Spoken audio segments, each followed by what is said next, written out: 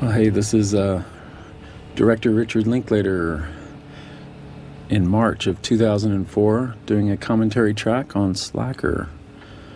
Wow. First shot this in 1989, so I guess it's coming up on 15 years. Unbelievable. But for the 5 of you who already seen Plow, my first movie, or going in some kind of order, I think what's interesting about this very beginning of the movie, or the shot, for me personally, it's sort of a continuation of my first film, this Super 8 feature I did. And it's even the same character, if you could call him that. He was sort of an abstract figure in that whole movie. But in my own continuation, I think it made sense for me to be that guy. Although I didn't even want to play this. When I first worked on this structure, Lee Daniel, my cameraman and roommate, insisted I play this character. So I'm like, okay. He saw it. I guess I was being shy or something, but he insisted I play this lead-off character. And it made sense, too, as the director and ringleader, getting all these people to give their rant that I should be the first one in the pool, I guess. So here I go. This first scene was actually made quite a bit like the way I did my entire previous movie, pretty much alone. Like I shot this alone, and it was just rigged up on a car. But there's more dialogue in this scene, I think, than the entire movie, my previous movie, which is actually more slacker than slacker. I mean, between my first Super 8 feature and Slacker, I've been trying to get this other film made. And, I never raised a penny for it. It was kind of a failure. And I remember in the face of that rejection, Slacker sort of grew out of that failure. I always had this film in the back of my mind that I could make. I was sort of holding it, like, okay, someday I'm going to do this weird narrative I've been thinking about. It's an experiment, but I can do it in my own backyard. I can do it pretty cheap. I think I can get maybe just enough resources to get it together, to shoot it. It was just that film I had been building up to a long time. I remember I was driving to Houston at 2 a.m, and the idea hit me that, why couldn't I just make a film that went from character to character, just kind of an early radical idea about narrative, kind of stuff I was thinking at the time. And I just worked out the schematic. I was living during the week in this warehouse in Galveston where I was trying to get this other movie made and floundering around. So kind of in response to that, I sat down in about a 24-hour period, went through all my notebooks and just started writing scenes and finding the connective tissue between the scenes, and kind of came up with the basic outline for what would be Slacker. So this structural idea always stayed with me, and to me that's what the movie's really about, is storytelling and different ideas of narrative, that you wouldn't follow the same character, but the character-to-character interaction would be a structuring device. So it was sort of an experiment in storytelling. But as far as content goes, my impetus on this movie was pretty simple. It was like, well, what if characters just spoke their interior monologues out loud? Where in life it's a little strange if someone rants a big monologue, but in film, strangely, I think it works. We're kind of used to that in theater and in different media. A newscaster, for instance, will just talk. We're kind of used to one-sided monologues, although you don't see it so much in life. Most dialogue is some sort of interaction, some sort of conversation. This movie is very one-sided. And I think a lot of it also grew out. I've been in acting classes for years, and a lot of acting classes, you get up and do a monologue. So this first thing was very private. I wrote it completely alone, and I acted it alone. I remember people watching the footage without sound going, what the hell are you talking about, This was a big leap for me personally, because I knew I couldn't do it alone. I've been talking to my roommate, Lee Daniel, for a long time, but we had never really worked together. We'd shot some short films together, edited together a little bit, but nothing professionally, I didn't know if I was ready to work with a crew and communicate these ideas and speak so openly. And everything I couldn't do on my first film, I forced myself to do on this one, which is lay out your ideas on a table, discuss them, and speak up for them, and hear what you hear back. It was never a set thing that was being rendered in the process. It was a thing that was kind of defining itself as it came into existence, as you worked on it. I always consider Slacker a kitchen sink kind of movie. This was a scene taken from kind of the history books of our neighborhood. The house Lee and I lived in here, the famous Finger Hut or Janis Joplin house or whatever. Supposedly our landlord, the house was held up in some kind of trust. A deranged son had run over his mom in this street. And he apparently had hung out for a while and waited for his arrest. That was the story. Who knows what was truth or fiction or if it even happened. But this is what we all felt to be true. So it's kind of based on that. What's just happened is kind of the first segue from character to character. And I thought to make you forget that first character who just delivered a monologue, every other movie in the world, you would go, okay, that's our lead character, obviously. And the way he just sort of fades into the background, you almost don't even notice him. He's in the background now making a phone call to help out this situation. But these two, the jogger and I remember Stefan and Jan, they were a husband and wife team actually that I met. They were very funny. And we worked up this kind of comedic bit, which I had witnessed. So much of this film, I'd witnessed someone collapse on a jogging trail, and someone ran up and was saying, "Don't touch her," but remained jogging. That was in Houston. It always left an impression on me. So much of films are things you had, seen, and they stay with you. And as far as this actual story, the guy who'd run over his mother, this is her son.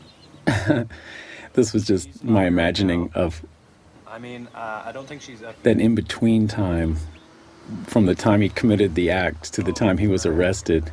I always thought that would be a fascinating moment for a criminal when arrest is imminent, but it's basically your last minutes of freedom. It's almost like you're on the way to the gallows, but you're not. Not exactly, but metaphorically you are. Well, let me know if you need me for anything. So we worked up this scene. This is Mark James, interesting drummer guy. That's my t-shirt he's wearing too. Be All You Can Be Army shirt. This was Lee's his shrine. Lee collects a lot of shrine material, mostly from Mexico. But a friend who had lived in this very house, Steve Fitch, who I wanted to be in the movie and play this character, but he was up in New York at this time, and we couldn't really get him in. So Mark played him very well. But Steve had lived in this very house before I did. I moved in after him. And he had left a little shrine behind, some candles burning, some tickets to shows he had attended, and just kind of had a certain ritual to it. So I was asking him, I imagined the scene about someone who was leaving something very purposefully behind. And he even mentioned he had cut out and sort of sacrificed some people from his high school yearbooks that he didn't like. He had sort of cut out their pictures and put them in I thought that was kind of hilarious. So I had this guy do this. In casting, I remember we were just looking for, I just wanted the most kind of unique people, like who your eyes would go to, and not like in the traditional good-looking actor way, but just someone who had that spark of life. I've used that throughout my life, and casting is just what I really felt the methodology was for Slacker casting. I've used ever since, whether they're professional actors or not. It's just someone you kind of can't forget, someone who had that little spark, And it was fun to work with that. I thought the camera's pretty sensitive. It picks up on that, not just pretty faces. So, because I thought that would be all we would really register is the essence of who they were. And despite what they were saying, you'd kind of get a feeling for what kind of person they were, what their own little aura or energy is. So that was the fun part. I remember in the sound effect, that's an old 60s sounding siren from Adam 12 or something. I couldn't get a modern, it was so tough, we were so low budget. I couldn't get a good siren. This is, there's Eraserhead on the wall, old baby. Mike Mulligan and Steam Shovel, my favorite book from childhood. And that's my old GAF, Henry Fonda Shield, regular 8 projector. And what I created here was a little loop from some home movies I remembered. I got my mom to send me, or my dad actually, all our home movies. And that's my mom kicking me in a little fire engine as a kid. So I like this idea that he would leave this little film loop behind him. I don't know, something strange about some edible thing going on here. I remember in a quiet theater in New York, when I first screened the movie, a voice rang out going, "Hey, I shot this footage." It was my dad. I suppose they don't know, but the police department... Terrence and Bob, we recruited as cops. Who wouldn't want to play a cop in a movie? Terry's actually a criminal defense lawyer. When I finally paid everybody, I think he put on his tax return that year, actor instead of lawyer. When he got paid $100 for being in this movie. I don't know. Looks like some guy ran over his mother. That's one of the more deadpan deliveries. I love it. Looks like some guy ran over his mother. Sam here, I've known for ages. He was kind of in and around Quackenbush, the coffee shop that we worked above. And basically everyone Sam's a guitar player, songwriter, Keith's a songwriter. Everyone you see in this movie is a musician unless otherwise noted. How about... So Keith shows up from my earlier movie back singing a song, one of my favorite songs of his, Disturbed Young Man with a Tan.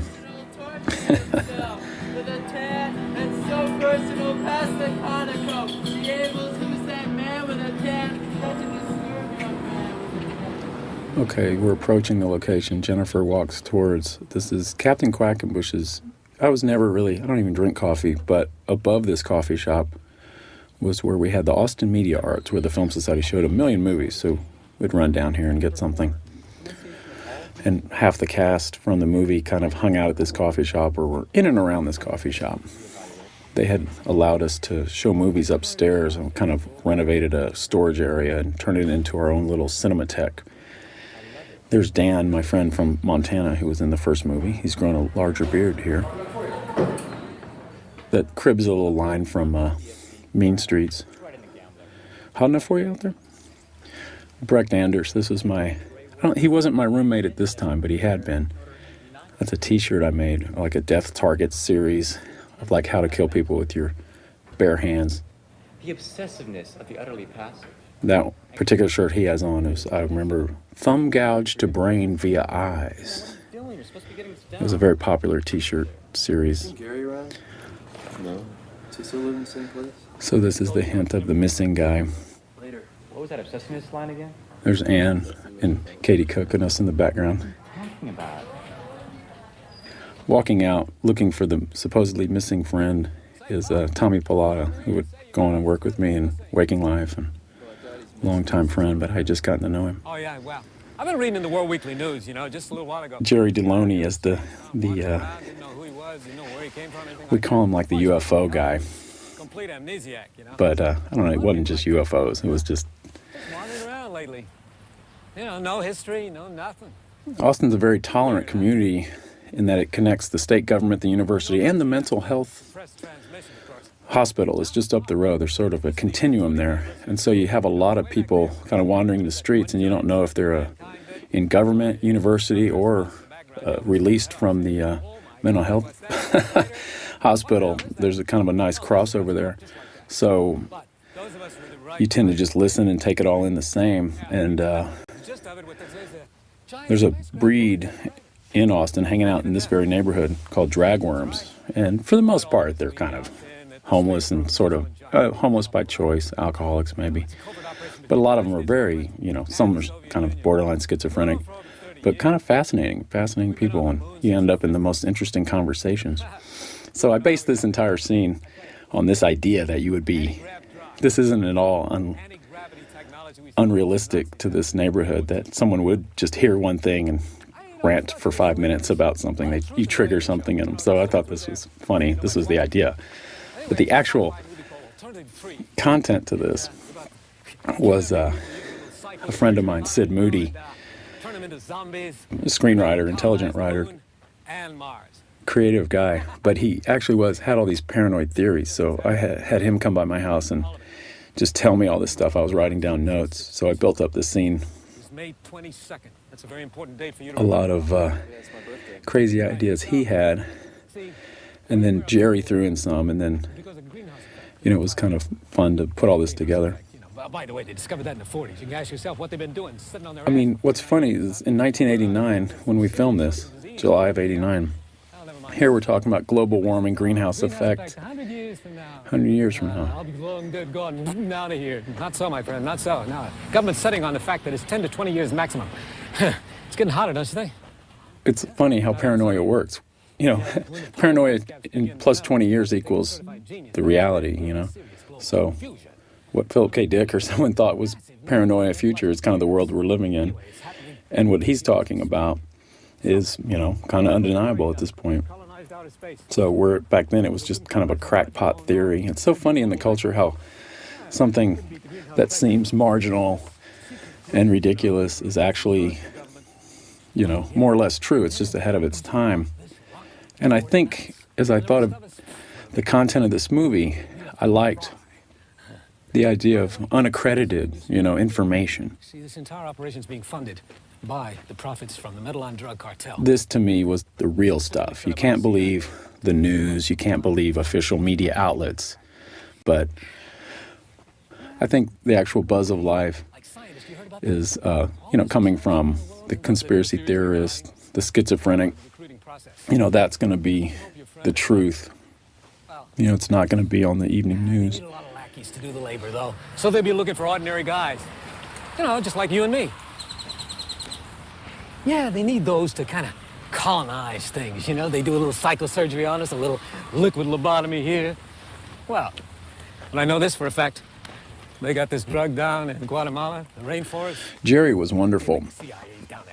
I mean, he's a really touched guy. I love him. I mean, he teaches acting classes. He's one of these guys, I think, if he had the accreditation, say PhD in something,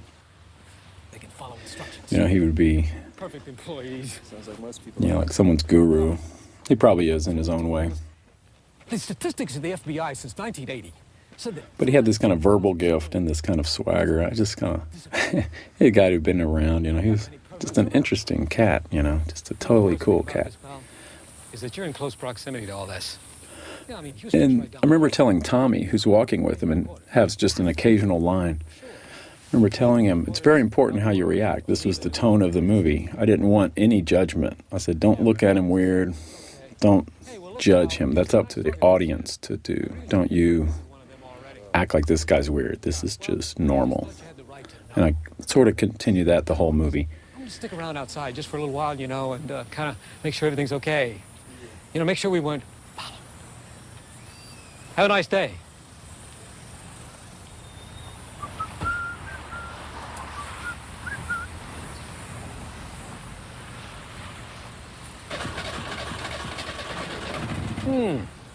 Hi, how you doing? All right, How's it going? fine. Matter of fact, where are you going? We're going home. Oh, you live here. Okay, sure. Well, Making this movie, I really didn't care how long it was. I liked the idea of it being 3 hours long. I had no idea of pace or length or an audience or... Jerry threw in that whole... that bit. what a day, what a day. See, what you see here was actually a reshoot. We got Heather and John, those two actors, back to connect. That was a connective tissue scene to match it to this scene. Hello.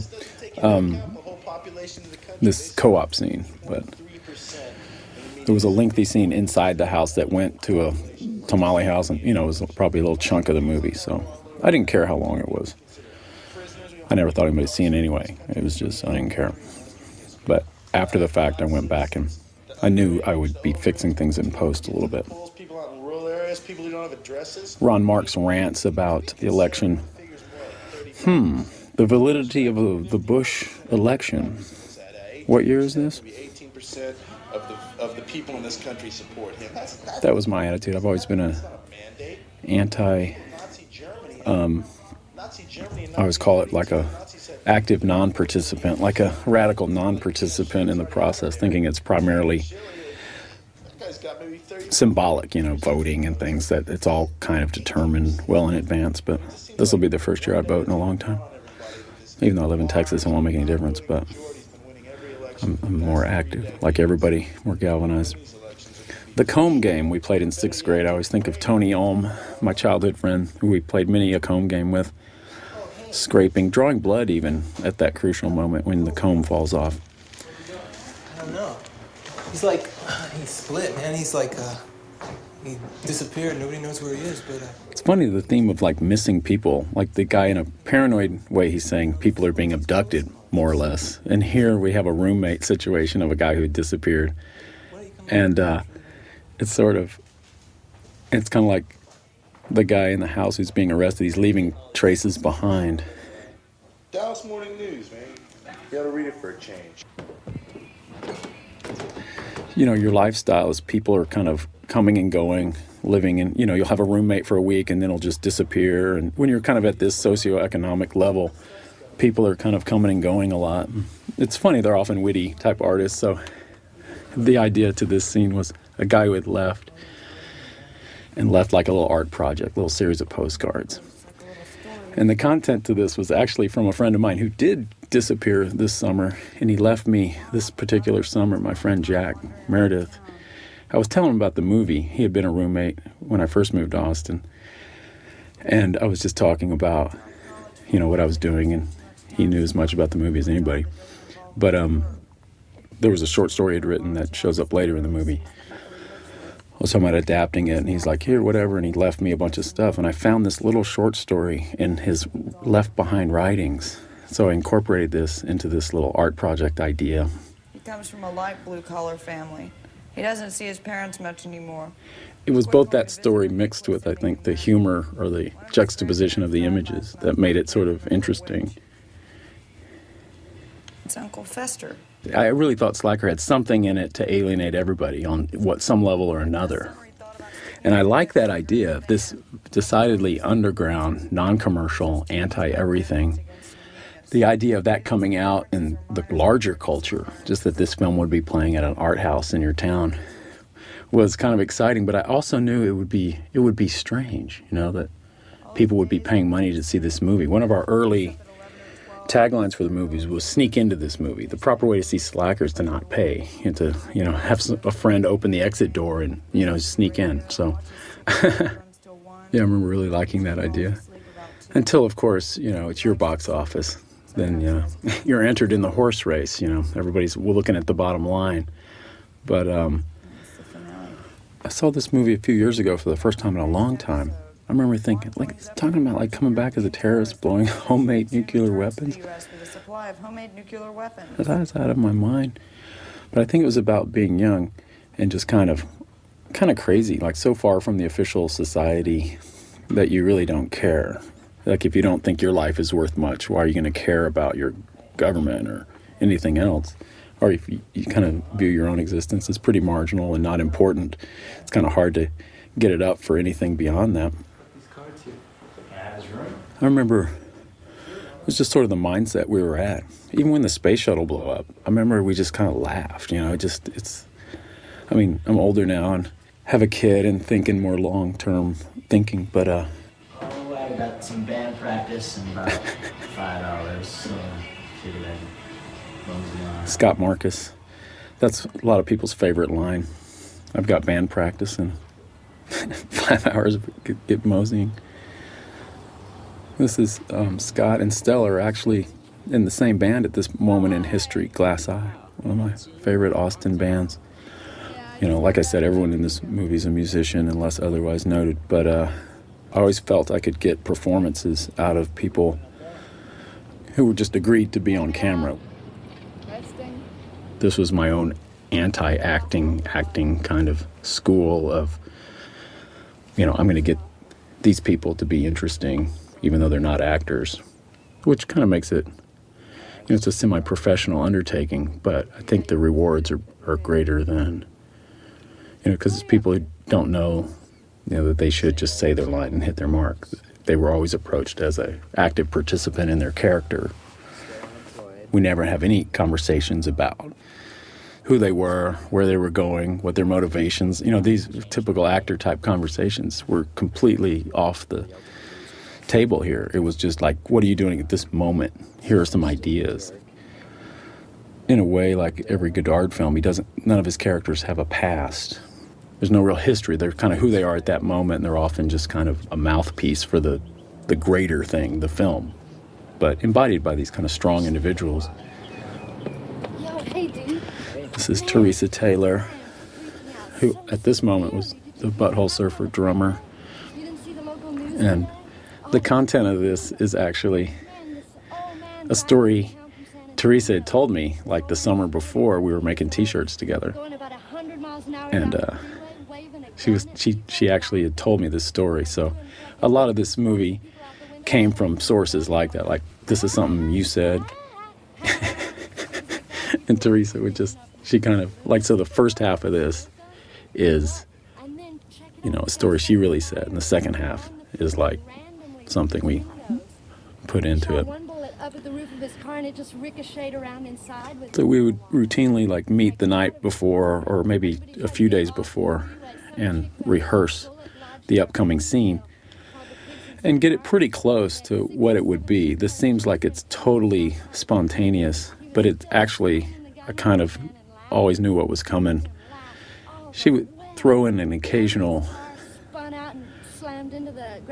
there'd be an occasional little flourish that I didn't expect, but for the most part, it was scripted. Like, we knew what was coming. Offed himself, man. Blew himself away right there. And surprisingly, this is one take from the time he walked up. He met with Stella. This is all one. Oh, yeah. This is where, with a wider screen, it would have been better to, it was always kind of a challenge to get everyone in the frame in these situations. Oh, yeah. I know what I gotta show you guys, man. This will blow your gourd. I have this friend, all right? She's a gynecologist in Hollywood, and she scored this for me from the lab where she works. It's a Madonna pap smear. I know it's kind of cloudy. The origin of the pap smear for me was up in Montana. A friend up there, Matt Crowley, I remember him theorizing the future of pornography would be Madonna pap smears. That idea always stayed with me. So here it was about 4 years later, kind of working that into a scene, like, oh, let's actually physically manifest the pap smear. And of course it would be a commodity. So I like the idea of her trying to sell it, trying to get some cash for it. But Teresa was a huge Madonna fan, and I didn't really want to date the film too much, with the pop culture, with the too hard a heavy, pop culture reference. And I remember thinking to myself at the time, is Madonna going to be big enough a few years ago? This is 89. She'd only been around about 4 or 5 years. But I remember thinking, okay, Madonna's big enough. She's going to be around. This is going to be relevant 100 years from now. I remember making that decision, thinking, yeah, Madonna's here to stay. Sure enough, I'd read an interview with Teresa in Bitch magazine, just as a drummer. She's in the female drummer category, along with, Karen Carpenter, and in the long line of great female drummers. But she was saying she was obsessed with Madonna, that she wanted to just maybe even kill Madonna, to be to Madonna what Chapman was to Lennon, If you say it about a politician, you get arrested. But, if you say it about a musician, everyone knows you're joking. Or do they? So, yeah, Friday night. Yeah, looking back, this is one scene. I don't think I knew enough to know that this was almost impossible to do. You would never expect to get a consistent performance or anything about, like in one take. It's kind of impractical, but that's how I approached the entire movie. I didn't want to intercut. It would have been tough to edit. Continuity, it's kind of one of the weaknesses of a budget at this level. You don't really have that kind of control, and so I kind of designed everything to be around kind of a single take. as much as possible. Obviously, there's sometimes you have to cut, but this wasn't one of them. So here's Mark Mouth. His real name's Mark Harris. He's one of the guys who was always in that parking lot by my house. Really intelligent guy. I always liked the way he thought. He was always selling T-shirts and, always had a good rap going. Buy this magazine, you might be able to stimulate some thought in yourself, switch your guests off so that you might have some perception and be able It was kind of sad to see Slacker, the word, as it broke into like the national mainstream, become kind of a negative. Because I always saw it very positive. I thought to be a slacker would be a badge of honor. It meant you weren't like beatnik or hippie. I never saw those as negative either, but maybe that's me. Other people do see those as negatives, bummer, negative, loser type people. But to me, that was always kind of heroic if you were kind of doing your own thing and, living a life of purpose and passion and working on your own thing and not really selling out to commercial interests in your life, or you felt good about how you spent your time and you didn't feel your life was too very compromised, that would be a successful, worthwhile way to live. And to depict that, I thought would be a positive thing. You got to deal with strange people. It's Debbie Pastor and Greg Wilson. Or you just saw it on TV. He's talking about like travel and how it's not worth it. A sentiment we'll encounter later. I like the immediate contrast too. He's saying how traveling is not worth it, and then here we encounter Gina Lally, this woman who in her interview with me talked about being in India and talking about the smells of, talking about kind of the beauty, kind of a poetry of what she experienced. The next person who passes us will be dead within a fortnight. This is just one of those crazy ideas that she seemed like some kind of, I don't know. What would it be? Some kind of prophet or something? Kind of an evil, like there's like a soothsaying kind of thing that the next person who passes. So I always wanted Frank Oral, this guy who's the lead singer for Boy Dog Pondering, a great guy, and we named him like the happy-go-lucky guy. I just wanted, he's like the, really great guy.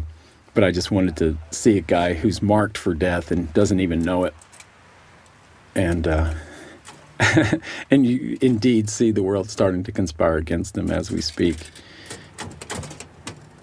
This I witnessed, the paper, someone offering a free paper, no, and then some guy putting in a quarter and actually the paper machine not working. So it's a great metaphor for your relation with machines, I guess, or life.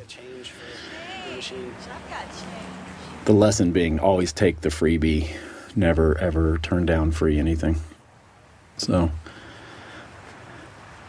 this is a location that's still there today, one of only a handful probably in the entire movie. All these years later, this is the GM Steakhouse on Lamar. You should quit. You should quit.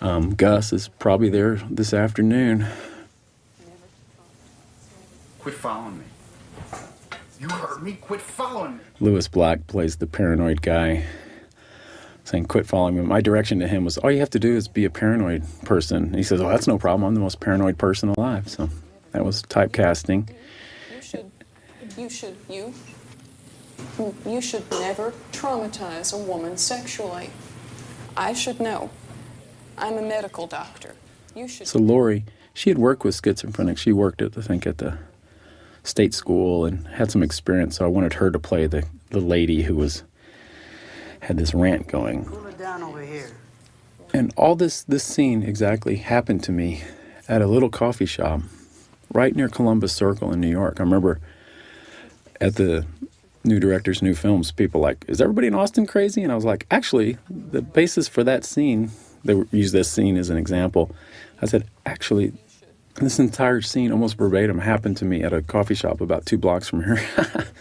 People are crazy everywhere. I'm a medical doctor. I just think some places they're slower to put them in jail or lock them away. I think as long as you can be a total, like sociopath or whatever, you just can't be a psychopath or violent. That's what gets you locked up, but you can pretty much get away with anything. You should. You should quit traumatizing women with sexual intercourse. I should know. You should quit traumatizing women with sexual intercourse. I should know. I'm a medical doctor. This woman really was saying all this stuff to me. You should never, and never know. You never know. And it's not like I wrote it down or anything. I remembered it so well. A lot of these things I don't have to. We put this in post, the screech of the... Certainly that chap's days are numbered. Then Don very casually comes out in his bathrobe to get coffee. Bongo Don Stroud. That's how the trip out to acid. And, wow, this is like the most horrible scene. Now you tell me how you can live in an apartment with the pieces of a person. I think this is some Geraldo show I had on tape. It was pretty disgusting. I thought it'd be funny. So you didn't kill her, but you did carve her up? No. Who carved her up? Janelle Coolidge. So you're denying that you killed her, and you're denying that you took part in carving her up?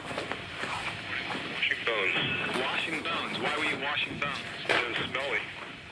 Austin's a beautiful city.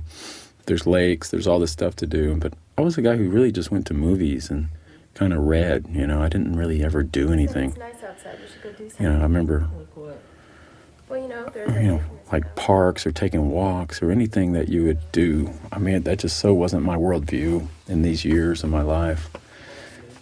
Like what he's saying here, someone told me, this is you, what he's saying here. I go, You don't just go to the lake. You have to prepare for it. You have to get suntan lotion. I still kind of believe all this, but I think it's healthy in life to actually go try to, do healthy things. Did it ever occur to you that maybe you're what's oppressive? But it doesn't make you a very fun boyfriend. Never venture out of this 1 square mile area. You're just what they want. Look. I always saw this movie as very much centered around this neighborhood, kind of West Campus, and then certain clubs downtown. But that would be about it, a little downtown locations, which is only, half a mile away. So this whole movie is sort of mired in one location, or it's one neighborhood. And it's not what people think of Austin. I remember when this movie came out, people were like, it was the opposite of a Chamber of Commerce piece. It was like, this isn't showing how pretty Austin is or anything. It was like, gosh, this is, it's alleys and kind of crappy houses and people poorly dressed. And I would have never thought that, like I said, it was the anti-Chamber of Commerce piece, but in its own strange way, and only in Austin that this film actually, what Bullet is to San Francisco and Night of the Living Dead is to Pittsburgh, Slackers probably to Austin. The little Coke stealing kids. In my high school, we had a faulty Coke machine that would, if you ran and the running back on the football team would get a running start and heave-ho into the machine. If you held it down, you'd get a free Coke. It's not like it worked there all the time, but I actually had a call from a guy asking, he was writing an article on Coke machines, wanted to know if that worked. I said, well, it did at my high school for a short time, enough to stay in my mind. So maybe there's some faulty ones out there, but still pretty, you kind of have to earn it. Hey, come on, man. This shit's getting heavy. No, dude. Go. These little kids are all grown up now. Some of them came to our reunion. It was really wild. What tenure is a blur in your life and you feel like you're the same person, but in their lives, you go from, 10 to 20. You're like, that's, it's a lifetime. So I introduced them. I say, hey, remember two of those 4 kids were there. And I was like, hey, remember those kids robbing the Coke machine? They walked out on stage. Everybody went crazy. It was cool. This scene is more ritual, but it actually happened. Again, a friend of mine in Montana, Eric, had broken up with his girlfriend. And this is a story my friend Frank related to me, that he grabbed some of possessions and things related to her, dragged his friends out, and did this kind of exorcism of this. I thought it was, the ritual of it was kind of fascinating to me, and he was trying to get this out of his system. So I thought it was pretty funny. She's not gonna fuck him in this tent. She's not gonna fuck him in this tent. She's not gonna fuck him in this tent. I don't know what I was thinking. It's kind of slightly mean-spirited, I guess. That's Kevin Whitley throwing in. Now the typewriter. I dubbed in water sounds. You can bet that was bone dry in the summer. That was probably crack the ground. There was no water to be had. And Steve Anderson, the guy, the ringleader here, Steve's like an intelligent, really intense kind of guy. I thought he would kind of have this pull over his cohorts here and could manipulate him into doing what he wanted here. The bitch that just fucked him over. It symbolizes the bitch that fucked me over 6 months ago, and it symbolizes the bitch... It's his friend he's trying to, he's trying to do all this for. Robert Pearson, the other guy here. Actor and director. See how easy that was? He had done a play at the, couple plays actually, at our media art space. So it's funny, I just pulled in from casting, people from everywhere. Just people around, it wasn't like a big acting gig. It was just like, hey, it was casting. Why would he have smiled? Here's my Joyce, my very specific Joyce reference. Whereas he is always the last turn. No one seems to ever get this, and I kind of like it. It's, imagining himself to be first. Just the whole nature of Ulysses in relation to this film, kind of a 24-hour, 24 hours in the life. And even in Before Sunrise, you find out it was June 16th was the day they met on the train. So. Okay, where have you been? Here's Sarah Harmon. Gotta get a move on. I like that his gift is so quickly given away here. NutraSweet, my favorite. Thanks. Budding capitalist youth. Oh, on the first take, this guy, who was actually, this guy David, he was a dragworm, as I described earlier. On the first take, or it was a rehearsal, I said, just ask her if she, for some money. And he goes, say, bitch, you got any money? I'm like, that was really good, David. Maybe we'll do another take and just ask her again, but maybe be a little nicer. Sort of like working with, you never know. Is he going to stand up and punch me next take? But I was glad. So much of this felt like real seat of the pants. Like, here we are on the streets, no permits. It's 105 degrees. We don't have money or any time. You can't really control anything. We'd come in and, do the best we could. But like in a shot like this, we're laying dolly track on a public street without a permit. Fortunately, we were still a fairly small production. But, you've got a van, you've got a bunch of track. And, no one ever no cop ever pulled over and said, let me see your permit. What are you doing? We would often lie if we got too much inquiry and just say, oh, we're doing a student film or a mayonnaise commercial, or we just come up with various excuses. But this was under the radar all the way. Like you're just pulling these things from the shit you read, man. You haven't thought it out for yourself. So this scene was about kind of a specific critique of this kind of secondary, what I saw, that so much of the information in the movie's coming from secondary sources. Pasted together these bits and pieces from it's not about, like say the JFK assassination scene coming up. It's not about the JFK assassination. It's how it's been treated in the media. It's about books about it. It's not about the act itself. So I think that's just how I feel about most things, that you're sort of at least a generation or two away from the actual event. If you think about what you've ever experienced, so much is via images, like you've never really seen a caribou in your real life. You've never been to the tundra. But you feel you kind of have. But you really haven't. If you take away what you've seen via media sources or you read, we're really just kind of shells of people. We have our little interactions in our little places. So that's what's kind of neat, though. We're, via our brains and our technologies, we're seemingly connected to a larger world, but in our essence, there's really not much going on, and we're pretty isolated. I'll meet you there. You've been wanting to see it. Okay. I'll meet you there. See ya. I would never go to a movie at this point if you were at all late, so that was very autobiographical. Like, missed the first, opening credit. Can't do it.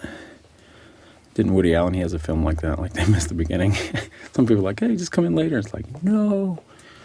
So you're reading Rusted Judgment. Yeah, I guess so. It's always hard to pick favorite scenes, but in a way, this one's always been one of my favorites, if not favorite. It's simply because I think where John Slate, a.k.a. Johnny Rat, takes this. He was actually a JFK. He's a friend of mine for, several years before this. We had been, we made T-shirts together. He's a big film guy, just with a lot of knowledge about a lot of things. He's kind of an archivist, academic. And Sarah's so smooth in this scene too. She, without being too condescending, she's just kind of right in there. But all this really came from John. He is kind of obsessed. He has these books. And he ran a tour up in Dallas. Saw the Tippett shooting, and it wasn't. He'd do one on the anniversary of the shooting. He did a little tour. And he had an actual book called Conspiracy of Go-Go. So much of this came from him. Prince of the Puff of Smoke. I would ask him, we just talked about theories. I mean, I'm an amateur JFK buff, but nothing like in his league. So I always had in mind for this part. I wouldn't have done it without him. So we just rehearsed a little bit before, the night before, maybe a couple days before, and worked up the monologue. And And of course, then if you like that, then you... He has this kind of wicked sense of humor about it all, but he was also pretty serious about it all. I could never tell what he thought was the most funny or the most, So, but it's important at the scene that he doesn't think he's being funny. He's being just obsessive, about what he's passionate about.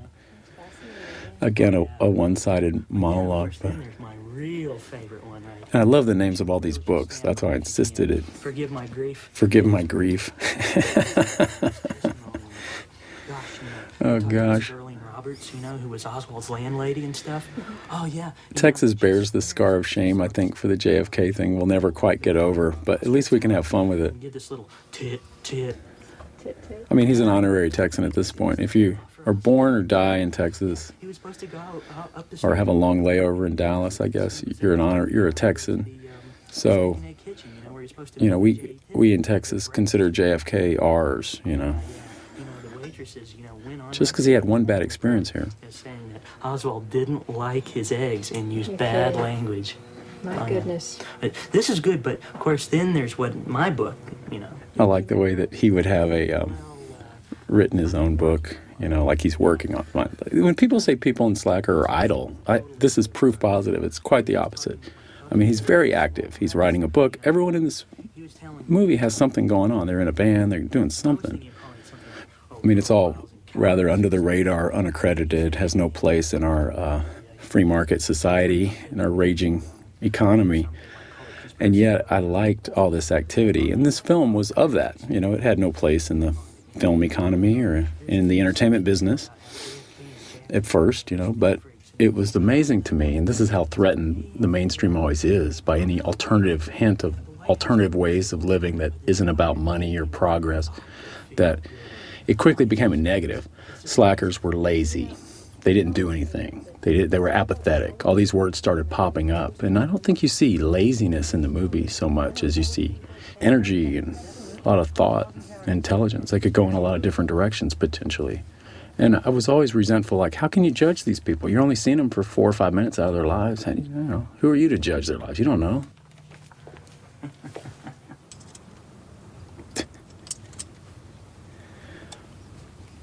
I like John to walk here with those boots. This is Scott Van Horn, who really was the kind of guy who would rebuild engines and always working on cars and stuff. He's a fireman now, but he's an artist and a musician, of course, drummer. The last one's the Jackie Kennedy issue that's got those wonderful articles like How I Told the Children and Why the Eternal Flame and all that stuff. Uh-huh. So, what else has been going on?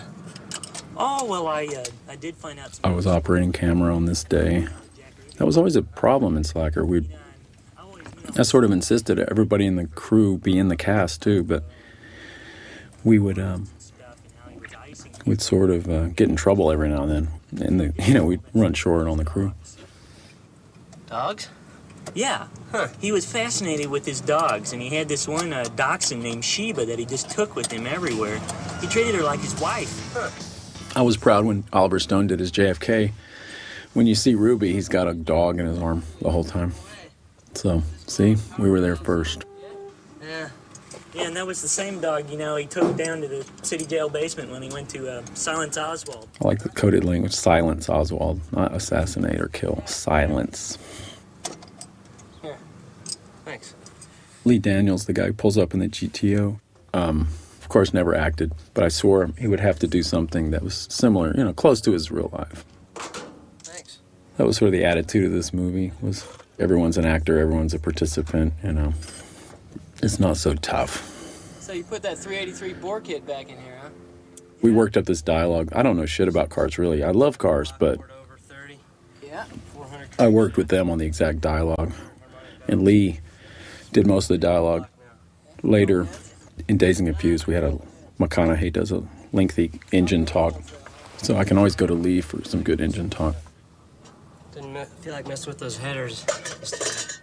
You know, I think Slacker is definitely in the tradition of the no-budget backyard film, someone's first film or early film. Where I was so lucky was that it didn't take me 3 years to do it. Actually, it took a few years for the film to ever be seen, but it was actually shot over, the majority of it, almost all of it was shot over a 2-month period, July and August of '89. I showed it as a work in progress at the IFP market in October. I'd completely run out of money at that point, had no money, was totally stretched. You know, the typical low-budget story, sell everything, steal everything, you got nothing left, credit cards, every possible source of money was gone. And WDR, a German television company, saw it as a work in progress and was interested in it. And based on them agreeing to buy it, I think for like $35,000 or something is what I would get when they licensed it. When it was finished, I took their letter of intent or whatever, and I was able to get a loan to finish the movie. So I had a watchable print. And I didn't have their money, but I just had the hope of getting their money. It seemed like it was going to happen, and it did eventually. But I was able to secure a loan. I think my parents co-signed for me, and I was able to get a watchable print. We premiered it in Berlin in the market there. We didn't get in the festival. No one really wanted us when we finished the film. It was really all this effort, but it had gone pretty quickly. You know, shooting the first frame in July and having a watchable print in February, that's pretty quick. Okay, the guy approaching is Charles Gunning, the hitchhiker. No, it's not the crazed hitchhiker from Chainsaw Massacre. He's just the hitchhiker in black, the man in black, Charles Gunning, the late Charles Gunning. I had been in acting classes with Charles for several years before this, and I remember a monologue he did, kind of an acting exercise about how much he hated his stepfather. I had a few stepfathers I didn't like too much, so it always stayed with me, and I asked him to come aboard and do this bit, and I just wrote exactly what I remembered him saying from acting class. And I remember him reading the part, him going, well, I can relate to this, you know. I don't think he remembered I had been in acting classes with him. He's a notorious character around Austin. He had worked the door at a lot of places, but he was beloved by all. Like the bunch of bands would get together and throw him a benefit so he could get new teeth, you know. I think he had done speed or something, and his teeth had fallen out years before. He is quite the character. I worked with him again in Newton Boys and Waking Life. He's one of those mugs. Coen brothers liked him. He was in Miller's Crossing, and he was a great guy. Passed away a little more than a year ago. He had been in an auto accident in Southern California. He was living down there. But a unique guy. I miss him. He was always getting loaded, beating up my mom, dragging us kids all over creation. We had a screening. Our first screening ever was in Dallas, and we got these kind of shitty reviews in the Dallas papers. But the audience liked it. I was kind of relieved. But my first review ever, you know, the playwright who writes his play, you know, get your first review. I remember waking up in a Dallas hotel and reading these 2 reviews and just saying, oh, I just want to get out of this town. You know, I didn't want to watch the film tonight with an audience. I was feeling so kind of bummed out. You know, it was kind of like, would make a good short film, but, you know, just nothing to it, you know, a bunch of nobody. You know, it was just, they so weren't into the spirit of the movie. And at that point, you're so insecure. You know, you don't know. You think, am I just in my own universe, and none of this will mean anything to anyone, and I'm just one of those people destined to be like a total underground person, which is, you know, that was a distinct possibility. I guess I had some hope. I mean, Slacker, for all its alienating aspects, structurally, story, and it defies a lot of expectations, it still is a film that is humorous and wants to be liked, I would say, and on some level. It wants to meet an audience somewhere along the way, a like-minded audience. I think films, in general, you want to be entertaining, and I was very, very conscious of that in the movie.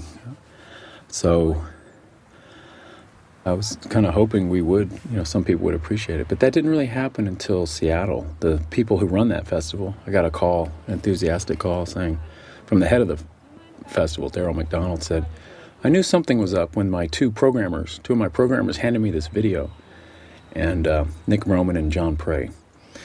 When they handed me this video and said, if I don't take this film, they'll resign, And here, we take that for granted now, but it's like, it's those kind of special moments that start, that kind of are your angel. They're your angels who kind of move you along in this world. And because the buzz was so strong from the people running that festival, here was a film from nowhere by nobody. Austin is not on the film map at this point.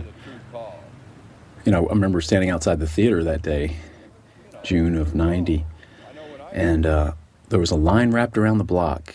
There was a lot of anticipation for the movie, and everyone in line looked like they stepped out of the movie. They were dressed the same way as the characters in the movie. It was Seattle at that very moment in history, and it was like, wow, that's our audience. The film had found its audience. The Slacker had connected, and it got a wonderful response. And I did like my first lengthy Q&A I was nervous about, but I was like, oh, this is how you do it. But it was a wonderful experience. We went back, did a few European festivals after that, and we opened the film ourselves here in Austin, and without thinking we'd never really get traditional theatrical distribution. So we played it ourselves at the Adobe. And Good behavior. it's so funny, the life a film has, it has its, you make it, and then it has its theatrical life, or its attempted theatrical life, and then it has its long time life. So it was kind of fun to see Slacker in all its different incarnations and phases. So originally the guy who just walked into the store there is Jeff Smith. We had been in a long scene with him that I unfortunately cut out, him, Kim Spears, and Ma'am, believe me, if you just come back into the office, into the store, it's the best thing for you to do right now to take care of this problem. There's nothing to and then take. Shelley. I know her. She was in my ethics class. I've witnessed actually someone being pulled back into a store for stealing. It was kind of funny. It reminds me of an apprehension I saw. The great Louis Mackey. What a character. Criminal, and they were interrogating him. Something to the effect of, "It was you who did the job." That's my car in the background, that Oldsmobile, that 71 Olds. That had been in the scene previous here that got cut out. So She knew your name. It's someone who looks like me. And has Louis is a philosophy professor at University of Texas, now retired, He looks like me. Has the same name, clothes, and beloved by many an ex-student. And he has this great voice, cool guy. I remember running into him at a Swan show. He'd just be out at clubs and like the coolest guy you ever met. And Kathy McCarty is another member of Glass Eye, that group. She's a singer-songwriter.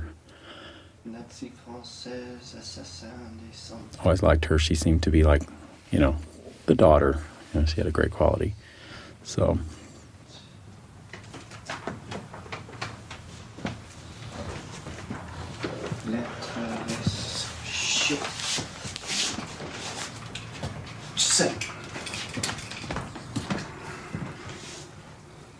this entire scene is based on a short story by a friend of mine, Jack Meredith, that I read.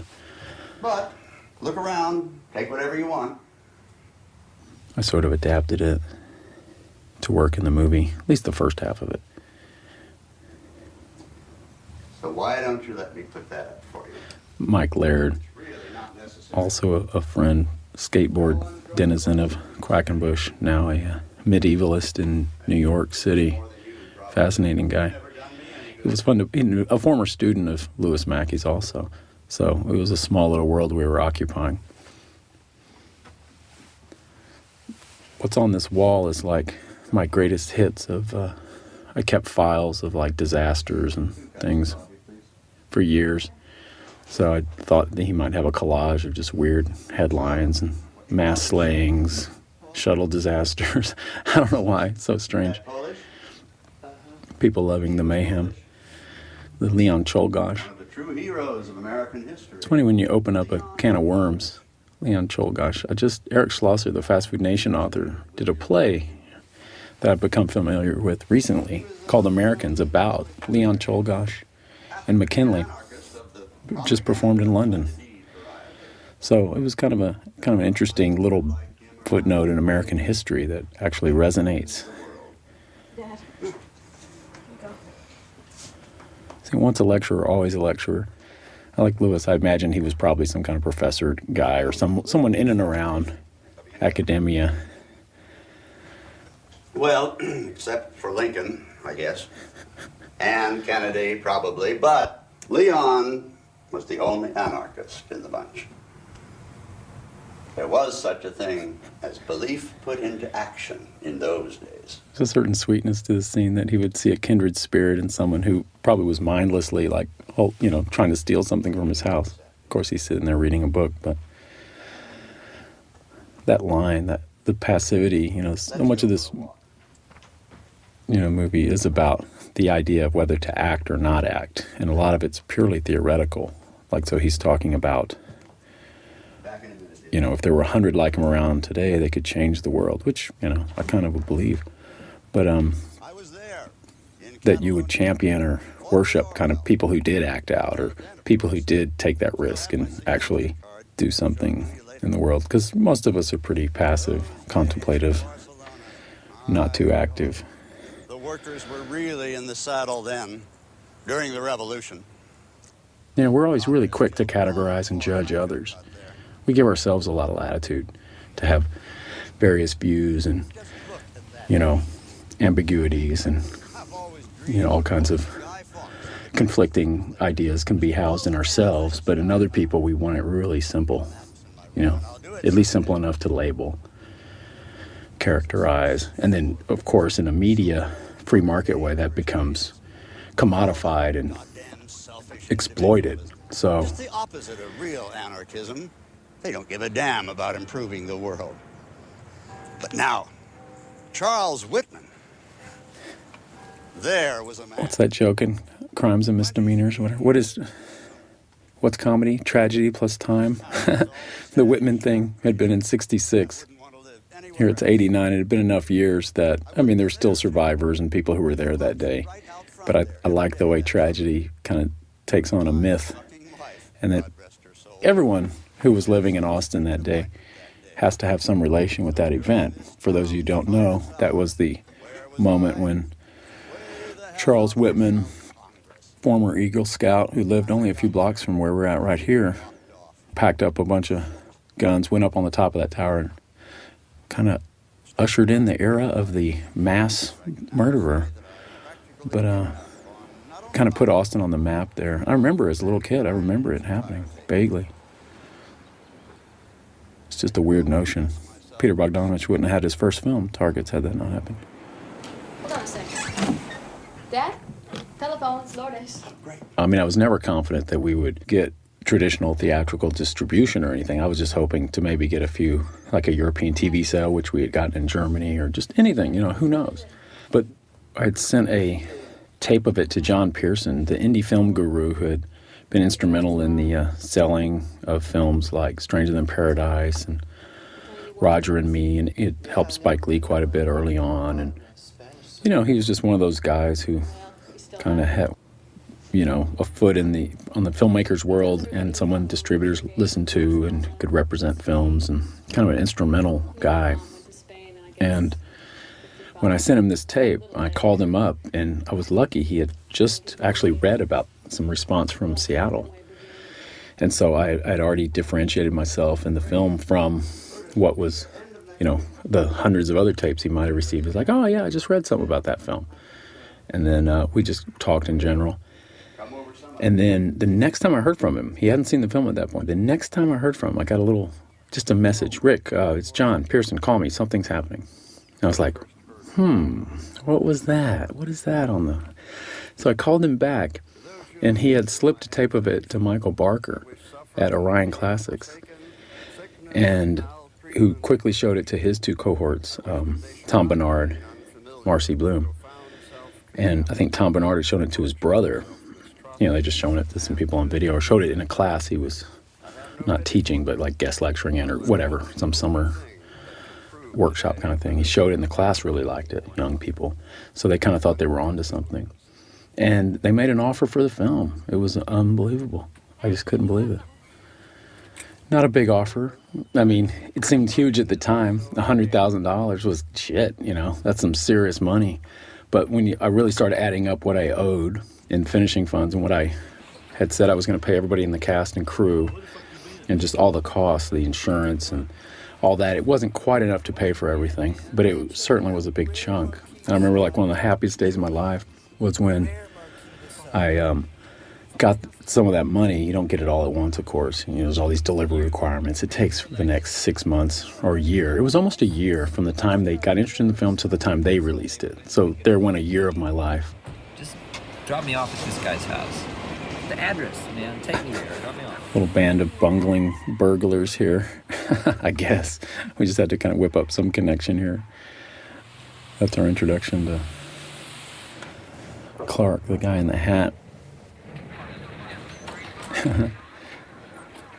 This was a fun scene. Probably the most art-directed thing in the entire movie, of course. Sharp stick in the eye, I always say. We're making all these loops to... Cal is an artist, performance artist, and that was actually his video monitor, his TV backpack he wore in a performance art piece. So that was my kind of kickoff for the idea for this scene, and very specific to Cal, I thought he would, he'd be the only guy who could do this scene. But I don't think these are really like theories or anything he would live by, but he liked the spirit of this scene, a guy living amongst his videos and TVs and like, but it was fun to make these transparencies and put TV as we are, imagine yourself, all that. So, I remember making all these loops of like the Challenger disaster, finding all this footage, and well, we all know the psychic powers of the television. a lot of that was from the movie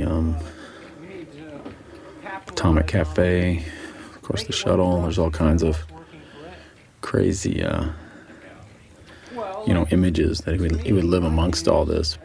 A video image is much more powerful and useful. That's actually, I had a clip from Oshima's In the Realm of the Senses, but when we got picked up for distribution, I couldn't copyright that. I couldn't get the rights to it, and that was the one they were worried about. It was so specific. So I reshot that. John and Sigourney. That was my first and probably my last nude scene I've ever done. It was so brief, but damn it, they did it. Bless them. I was just showed them the clip and said, I'm trying to do this, and there were a couple who kind of jumped in there and did it. I was like, wow, that's easy. But I had to get it to match, look like it was coming off a TV monitor, so we filmed it off the monitor. I was seeing it for real, but it just wasn't right.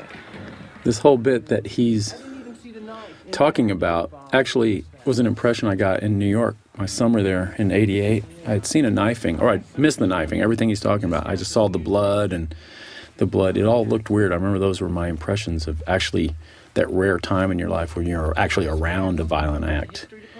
I saw the blood, there was a guy laying there, but the next train came and we all just got on. But it was just, you have to think about stuff like that.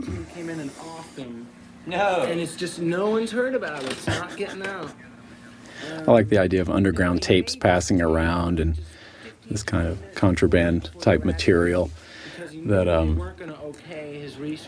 we just made all this up about a grad student who'd gone, we're in a pretty academic environment here, that got a little chuckle, his thesis committee or whatever took him hostage, and I don't know, I just thought of a desperate guy with his guns, and Scott was who I was editing the film with, Scott Rhodes. He seemed like kind of we even threw a joke in here, he looks like John Hinckley. But Scott's a total intellectual who I imagine he's kind of the scary white guy who snaps and like starts shooting up the place. 95% of the brain is unused. Like, too smart for his own good. You know, that was kind of the character we imagined here. All it does is frustrate man.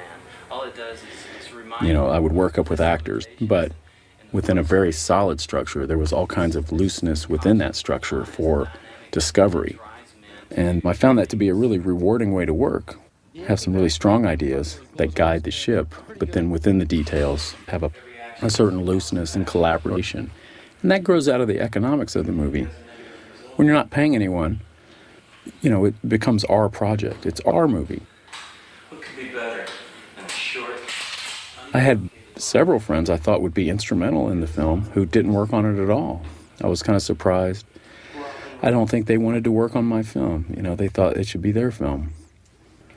And the people who did end up working on it, my closest collaborators, found something in it that, you know, found their place in it, that there was something in it for them. Yeah, I have some friends in Kansas City. Clark, who was kind of one of our key crew people, he was kind of AC, grip, he did everything. It was insane to have him be an actor in all these scenes. So we were sort of struggled on all these scenes to replace him in the crew. It's not like he's Mr. Actor or anything. He was just, you know, the good thing about it is you know where they are and they'll show up to work. I never considered anyone like a worker. You know, we were all artists expressing ourselves. Every cast member, every crew member. It was just like an art project. It wasn't like Rick's film, you know. That wasn't the vibe. I didn't want it to be the vibe. But I do also remember saying, I can't wait to pay people so I can fire some people. You know, you're supposed to be there early for sunrise and you show up late and we miss it just, you know, because you're not getting paid. People have this kind of loose come and go attitude. Actors too. It's like, oh, we're set for rehearsal. It's like, my girlfriend's in town. I was going to hang out with her Sunday. It's like, oh, okay, so see where your priorities are. It's hard to, you can only be so pushy when you're not paying people. So I remember really craving actually having a budget. So it would be a little more professional. I was ready for that, you know, to just jump up to that next level of professionalism. So, you know what? I'm paying you to do this, you know. But not be any less collaborative, just be a little more professional. That was kind of my formula I was reaching for. What'd you get? It's not building a wall, but making a brick. Okay, this is Denise Montgomery, who was also sound person, the late Denise. One of the main people in the Film Society, and just dear friend. Yeah, I heard that. Yeah. We talked about this scene for a long time, and I like the idea of someone who had what they consider like a breakthrough day, like a shift in their consciousness, like they're seeing the world in a different way, and they were excited about their perceptions. But I guess the irony is, like, you can talk about it, and it's important, but I don't know, here we are. She's just on her way in between this place and the next place they're going, the coffee shop. Constant state of change, you know? I mean, it's like across that great quantum divide is this new consciousness. In the background, Mimi had this is her actual, she's a sculptor, and this was an actual installation she had about her cycle. So I thought that was funny. This was sort of a jinx scene. We had to shoot it at other locations, and part of it was having two key crew members in the scene. I remember one time I was recording sound, and we tailed out, and, you know, I wasn't really paying attention. That's all right. Time doesn't exist. These oblique strategy cards were actually Dee's things. Remember at her eulogy, her final oblique strategy was open the door, go outside. You want to, amplify that. Oh my God. Dee had actually been in a fight the day before. A girlfriend of hers had punched her. I don't know if it was the day before, maybe it was a couple days before. And she had this big black eye, but we were shooting this, so I had to incorporate that into the scene. But I actually like that because it was, you know, she's talking about all these stuff, but, you know, her breakthrough day intellectually, but it's just odd to think she got a black eye in the process. You know, like you have to jump into these things physically, you know, with a sword. My only dissolve in the whole movie. I felt like I cheated there, but we were going from afternoon to night, so I felt kind of bad about that. don't know why. I remember technically thinking every cut, everything was like a big moral dilemma. I just wanted it to be one shot. I wanted the whole movie to not ever cut, just be one long take. And every edit was like a big deal, like exactly where it would be cut and how it would all place together. Yeah. Repetition is a... Dee had a way of pulling you into her oblique strategy games. Keith Fletcher right there. More beer? Yeah, of course. We were like Saturday morning cartoons. It's all a whole bunch Mark of values and Quirk on the left. Like take And, Scooby-Doo, you know? Scooby-Doo Seth. looks at you, it's like... He always had a lot of names. I just knew him as Seth, but he was like R. Malice. He always had different pseudonyms. I met him at a party once. He was giving out tickets, like art tickets, like, hey man, you did, you know, he's a real provocateur. Interesting dude. I remember this scene came about. I had a scene written out where they were asking each other questions and giving quick, snappy answers, kind of smart-assy. Humans, Earth skin disease, you know, just kind of like cynical little funny bits. And we worked this up on the day. Like, he took one idea that I had. Seth got going on this whole... Well, like Smurfs, you know, it's like a family system, like it's all like... You know, Smurf thing. And I remember, and they were actually drinking. I remember, like, it was got almost on the verge of not working. Like, and, you know, I'm not very experienced. I'm not an experienced director. Things were just sort of getting almost out of hand. It was late. It was like 3:30 in the morning. Tempers were right on the verge of cracking. And this is only halfway through the scene. I remember just trying to hold it all together and just trusting what we were doing here. I knew it was funny. You know, I knew it was funny, but I remember technically this was sort of a little difficult to arrive at. It felt kind of volatile. But, you know, you just sort of trust the material. Like the Krishna and the blue people and all that. So what these guys came up with here was really incredible. I'll tell you what, I'll buy this round if you score me a pack of smokes. Of course, we have LBJ hovering in the background. It sounds like you're plugging for Scooby Snacks to me. We're back at Les Amis, that cafe behind our house. Newman, who ran the place for 30 years, let us use it. I think we turned off the freezers and stuff for sound, you know, and ruined a bunch of ice cream. I felt bad about that. This is a scene that drove me crazy, not content-wise. I think these women are fine. Gina, Anik, and Kim. It's just I had to cut. There was no way. We didn't have a lens wide enough. I tried to shoot the whole thing with the same lens, everything a certain consistency, but there was no way to cover this scene without a cut. What's so normal in film syntax drove me crazy that I just had to cut back and forth a little bit. It felt completely unnatural, although it's very easy to do. A lot of times I leave a relationship and I feel like a whole person. The big experiment with Slacker was seeing how the story would go together in a viewer's mind. I mean, what makes no sense on paper. You could never have shown the schematic I had or the script or whatever you want to call it, and it would never on paper look like a film that would work at all. But I had some instinct that this would actually work. You know, I saw this as a film of parallel films. Like, if you think of every person in this movie or every little coupling of people, like that's its own movie. I just saw us jumping from movie to movie in these interactions. You know, there's all these movies going on, the movie of all of our lives, and you're checking into that person's movie for a few minutes, and then you're jumping over to another story. And I thought, well, it doesn't make any sense on paper that people could kind of relate to that now, you know, due to technology. We watch things and we put it all together. We amalgamate all these things. You know, if you flip through the TV station in the evening, you're just putting shit together. You might not even watch a whole program, but you're just getting the bits and pieces. And you're creating a structure and you're finding themes and connections. So I was really interested in the effect of how it might work. You know, to a viewer, it was sort of like a theoretical thing, but I was strangely confident that it would make sense. I thought this connection of the interaction is very similar to the way you drift through your own life. You know, you drive to an appointment, you have that appointment, you go to somewhere else, you run into someone you haven't seen in a while, you talk. Within that talk, you digress and talk about something else. Don't want to go? We could maybe have a beer or... Sounds fun to me. I mean, I'm not forcing you nothing. There's no gun. Steve's a character. This guy, had moved to Austin from Baton Rouge, and he was a roommate with a couple of friends of mine. And he had this real verbal gift. He was just so full of life, and he's a really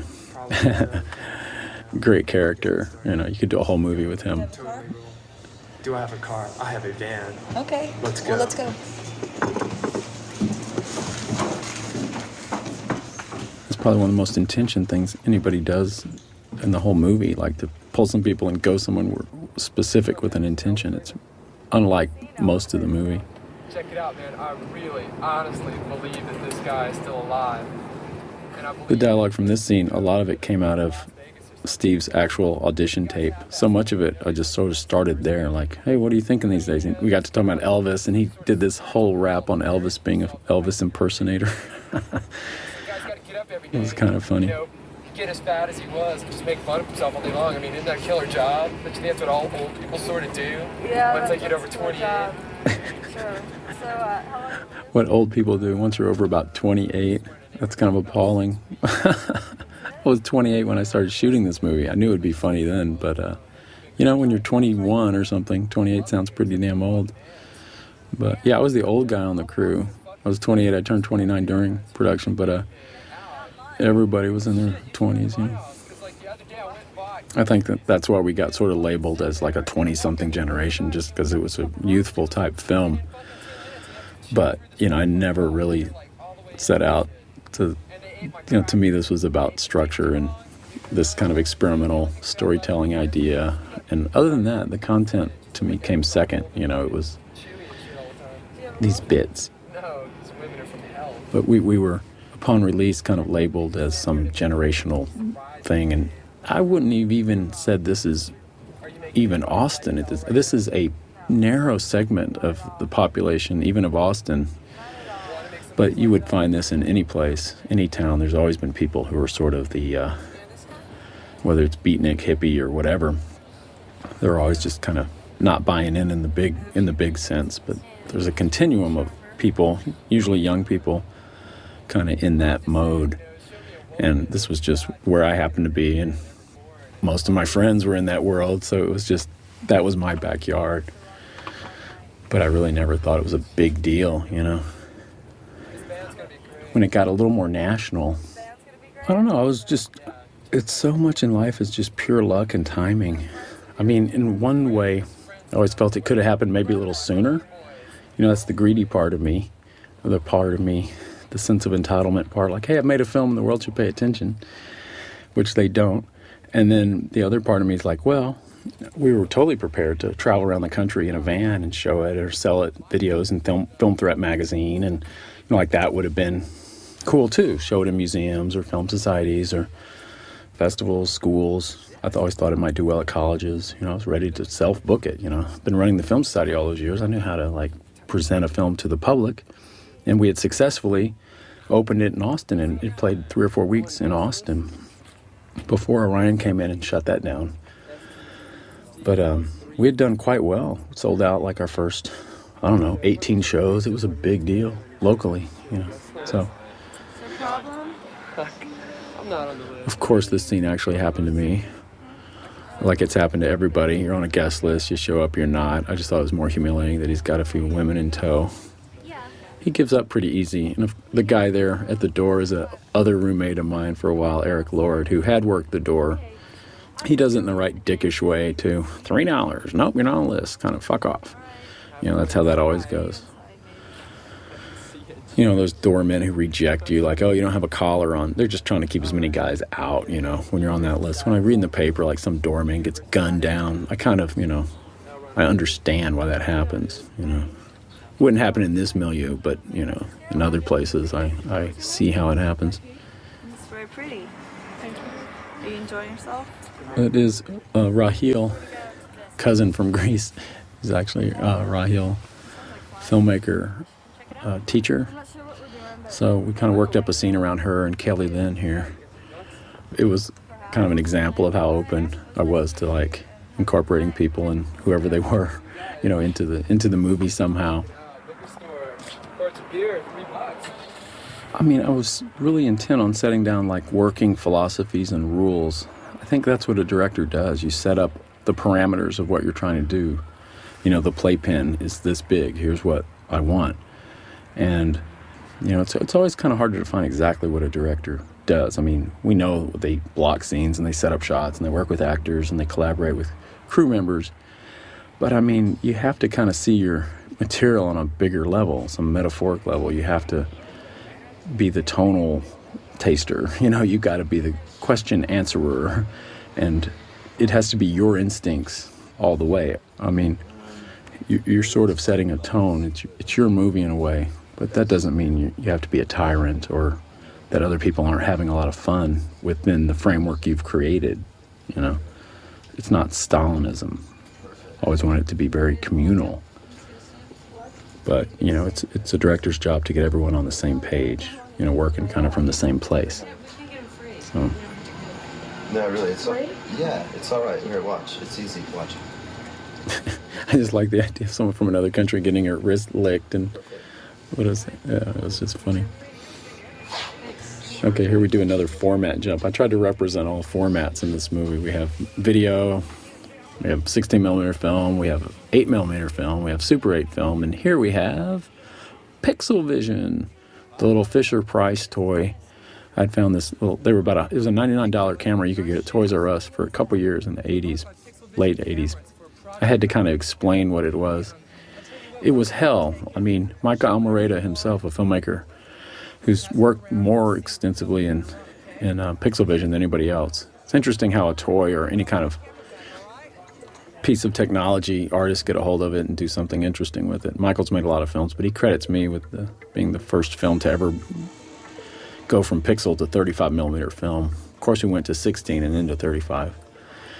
But it was tough. And that the band playing there is this kind of art ensemble group, Triangle Mallet Apron, who did these really interesting gigs at like performance art places.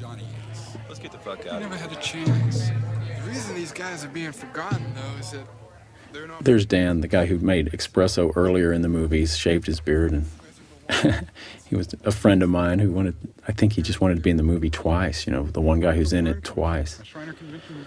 And here we're going on a Masonic rant. I have a big Fez collection, actually. We need to start all over. Some funny ideas here. Put Squeaky Fromm on the $1 bill. I'm all for. If you have the Slacker book, you can actually see that $1 bill. So, I don't know. The night's getting later here. You can tell the evening's sort of winding down a little bit. People, you get the feeling they're heading home in the continuum of this movie. You feel like it's getting late, Nighttime kind of does this. These guys splitting up. This guy Kyle. Man, there ain't no film in that shit. That line, there ain't no film in that shit, when he acknowledges the camera. That actually happened to me a lot. Like, this one guy pointed at my camera once and said, man, there ain't no film in that shit. It's a real joke to this day between Lee and I. I like the way that you can see these pixels, pre-digital, it kind of digitizes out there, those little pixels. That Fisher-Price thing, by the way, was on an audio cassette. But it was strange to get that to film. This is the great Austin band, Ed Hall, which this is a total lie. Like, if they would have played, this place would have been packed.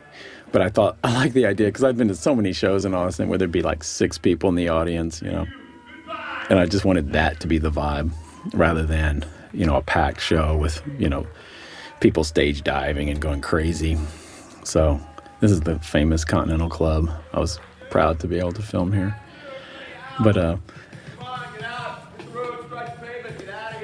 But that song in particular that Ed Hall played was called Cedric. It's about Austin, like having missed the boat. Whenever you're in any town, it's like this. Oh, you missed it, Before you got here, there was all this cool stuff going on, and now there's nothing going on. That's what that song's about. Which, I always resented that attitude and never wanted to be like that myself. I think Austin's better now than it was.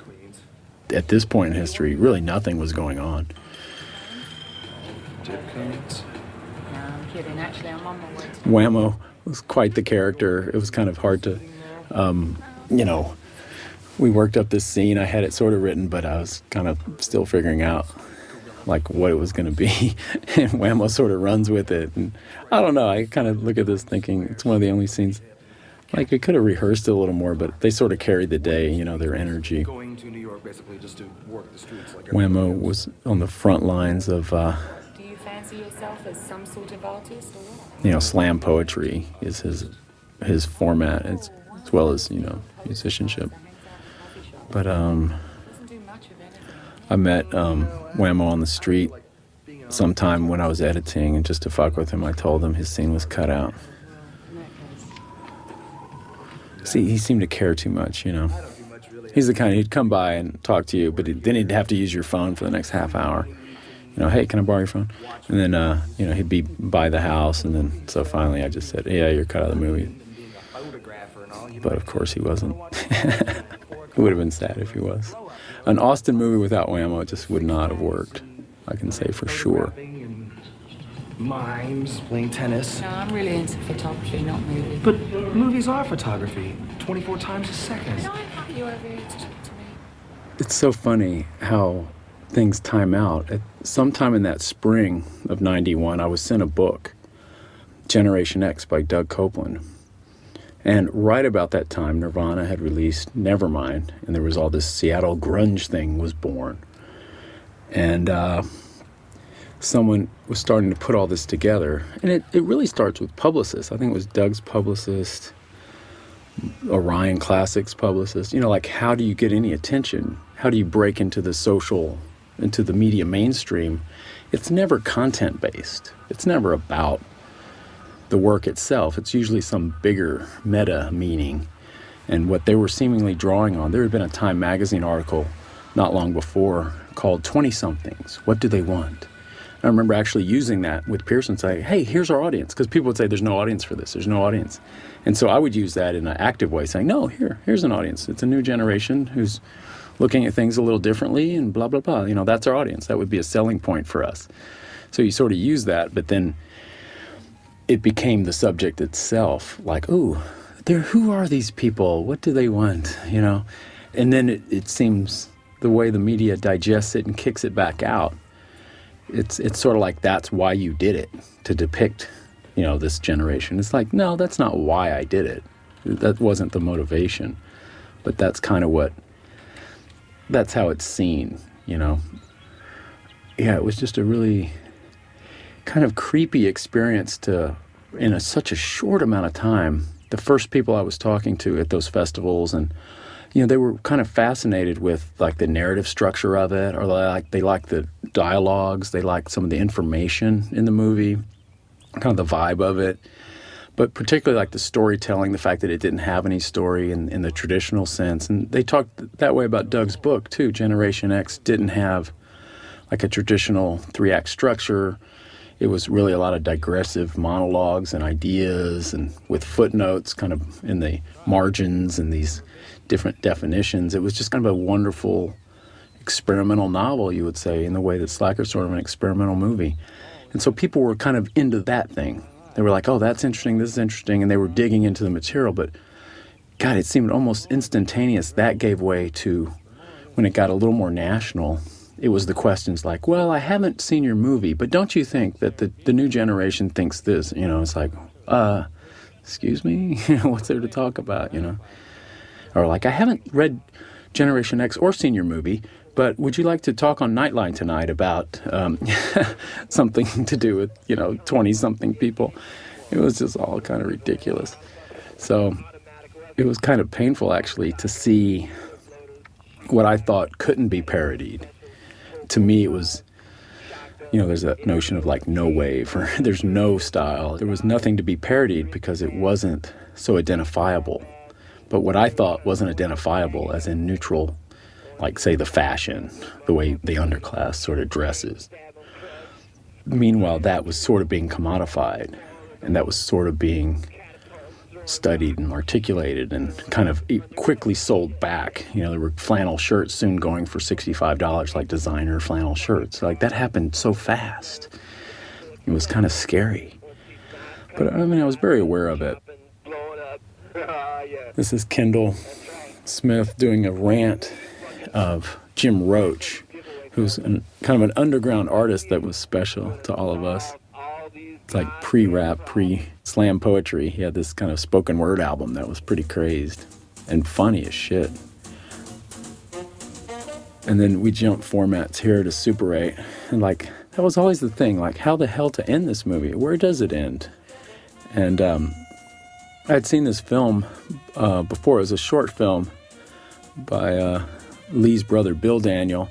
And it was using this very song. It was some people running up a mountain. I was inspired by that and kind of just, appropriated that into the end of this movie. But I like the idea of these people filming each other, and that what you would see would be their own film. So it's kind of a metaphor for the other film. Like, it's their own lives, like a little trip out of town up Mount Bunnell, like that's, it's just a metaphor for the film itself. Like, hey, this is a lifestyle that's worthy of recording or filming or celebrating, or that, it's a little art project. It's just like the whole movie in itself. And there's probably more edits in this sequence too than almost the rest of the movie combined.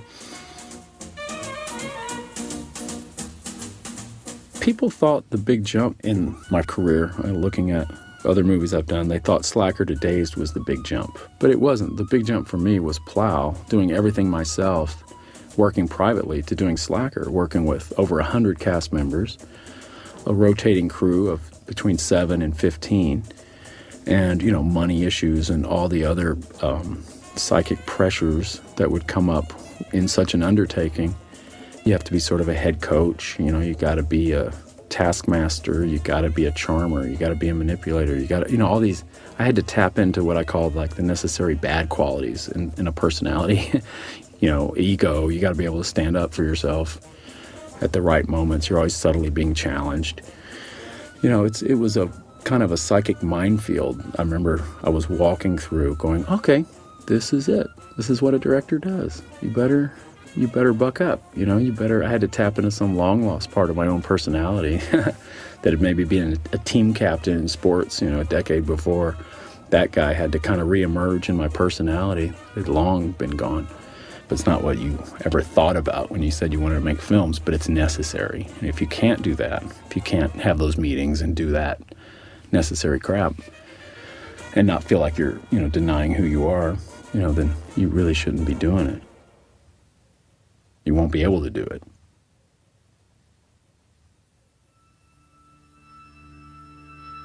And then the final song here, the Butthole Surfer, Strangers Die Every Day. In an earlier version, I had the great Peggy Lee song, Is That All There Is? As it went to black, it was, Is That All There Is? Is that all there is? It just started, it was like, whoa, it was such the song, but we couldn't clear it. Lieber and Stoller were like, no way.